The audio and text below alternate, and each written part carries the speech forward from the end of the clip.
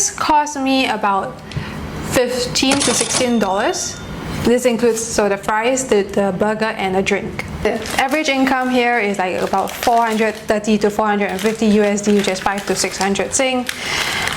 And definitely you cannot live eating fast food every day. Like imagine 3 meals a day eating fast food.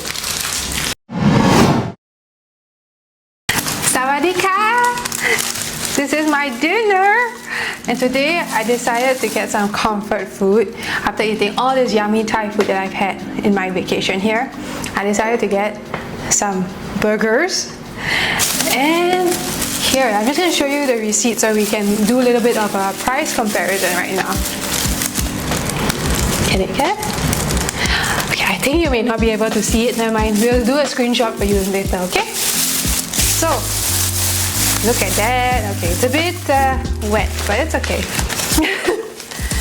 So this is one thing that I actually realized on my trip to Thailand, is that the local food is very much, of course, it's much cheaper than your fast food and other cuisines available. Of course, back in Singapore, our local food is also much cheaper than, let's say, your McDonald's, Burger King and all that. However, in Thailand, it is like almost half the price. Like the local food in Thailand is almost half the price of that in Singapore. So for example, I can get a plate of rice, like with duck and the soy sauce and everything, which was about $3 Singapore dollars. And back home, that would cost us about maybe, let's say, 5 to 6. Depending on where you go. And however, the fast food here, the prices are about the same. So if you're a foreigner and you come to Thailand and you think that everything is cheap, even the fast food, you're wrong. Because if you're going to eat fast food every day, it actually will cost a lot. So let's say the average salary of a Thai person, like a local Thai person, goes about 430 to 450 USD, which is about 5 to 600 Sing. That's a very big difference as compared to Singapore's average income, which is probably about the lowest, I think so far that I've heard, is about 1,001. And of course it goes up to like 3,000 plus. That's for like an average degree person. 3 to 4,000. So if you're earning 3 to 4,000 and you want to eat fast food every day, I think you can still manage. Of course you shouldn't, but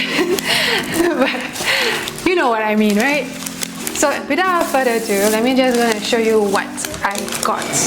So this one meal cost me about Singapore $16, which includes the fries. And I'm just gonna do a little plating because I got someone over, so I'm just going to be fancy about it. And also another thing I realized, fast foods anywhere else besides Singapore, they have much more varieties in terms of what kind of burgers they have, and the desserts, the drinks, so many more options. Like as I was scrolling through Grab, I was really surprised to see the amount of options I had, and I wanted to just buy everything, but obviously I can't eat everything. So yes, maybe another day, try a little bit whatever I can. So even when I was in Malaysia, Dubai, I just honestly realized that that's one thing that Singapore lacks in terms of the fast food industry. Our options available are very limited. And I wonder why. Do you know why? If you know why, just leave it in the comments, because I honestly don't know. Is that a thing, or is it just me? So, like I said, the average income here is like about 430 to 450 USD, which is 5 to 600 Sing. And definitely you cannot live eating fast food every day. Like imagine 3 meals a day eating fast food. So this is meal number 1. So I got, of course, you see the fries, and we've got the Angus beef burger with bacon. It looks so yums, and then you got your cheese, your American cheese, your tomatoes, your lettuce, and the mayonnaise. My hands are clean, so don't don't get eeked out. This cost me about $15 to $16. This includes the fries, the burger, and a drink. In Thai, in baht, it was about 389 baht.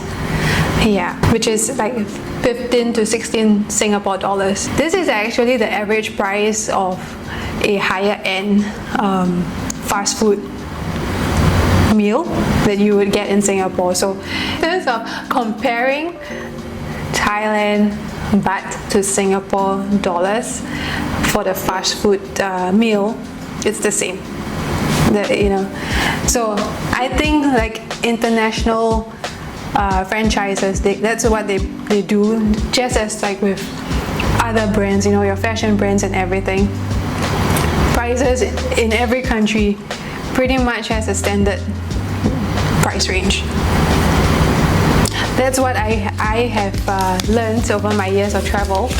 And of course, yeah, in terms of like options, not just only food, I mean but like fashion as well. In terms of options in other countries, it differs, yeah. So we also have sriracha mayo dip, which is a very interesting blend, like sriracha chili sauce and mayonnaise. I really wonder how it tastes like. I've never tried this in Singapore, and I've never seen it in Singapore, so that's going to be my something new today. And of course, you can never go wrong with chili. And I've got myself a Sprite and a Coke to end the meal on a sweet note. So yeah, another thing that I realized about Thailand is also the variations of different cuisines available here. So for Singapore, despite being a small country, we actually have quite a big variation. So we've got, of course, your Western, your Italian, you've got the Mediterranean. What else do we have? Your local ones as well, your Malaysian. Still not a lot, but it's much more than what is offered here. Here, of course, the main cuisine is the Thai food, and Thai food is really yummy. But sometimes, I don't know, I think when I've been looking at the same thing every day, it kind of gets a bit like I don't know what to eat anymore. So it is limited in terms of that range. But one thing that I realized is depending on which state you are in, the food actually does differ a bit. So every state kind of has their own state dish. So like Chiang Mai, they had that noodles, the curry noodles with the crispy shallots, and the chicken curry noodle, which is really yummy. It is almost like the toast box. So yeah, in Chiang Mai, their state dish was actually the chicken curry noodles with some crispy noodles. I'm not exactly sure what the crispy bit is, but it's some crispy thing on top, and it was really yummy. It reminded me of toast box curry noodles, but better. And Bangkok, of course, you have your kaprao, which is a basil pork or chicken or whatever meat that you like to have, with rice and the sunny side up. And you have your tom yum, your green curry, your squid, your spicy mango salad, and all of that. And of course, when you come to Thailand, please remember that their food is really spicy. Now, I am a huge spice fan. Like, I love my chilies, I love my curries, I love like anything spicy. But Thailand's spiciness is just a whole different level.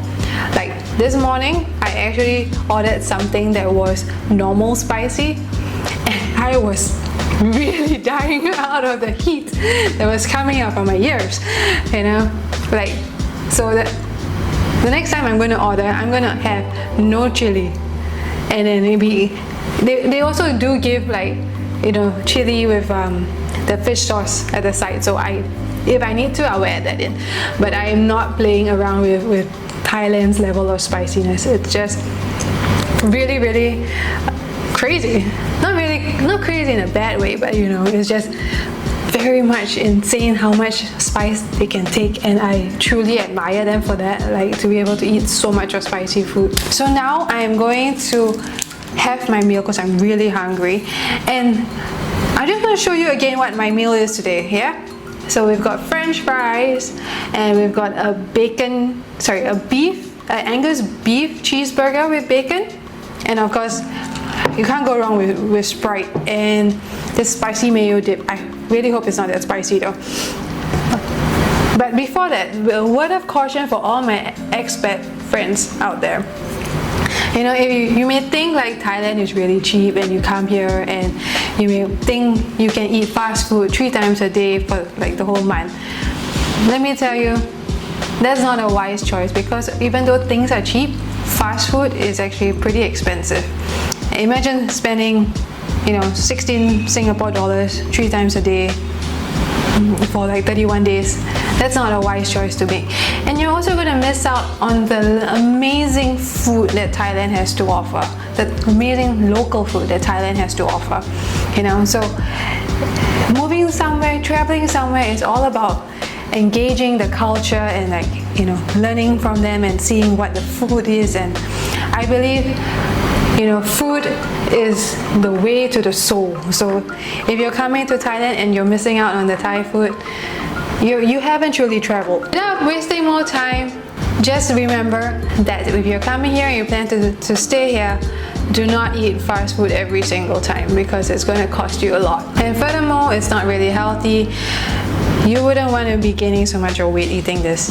Yeah, so once in a while will be helpful. And yeah, just enjoy what Thailand has to offer you. Food, nature, and all its beauty. Bye now!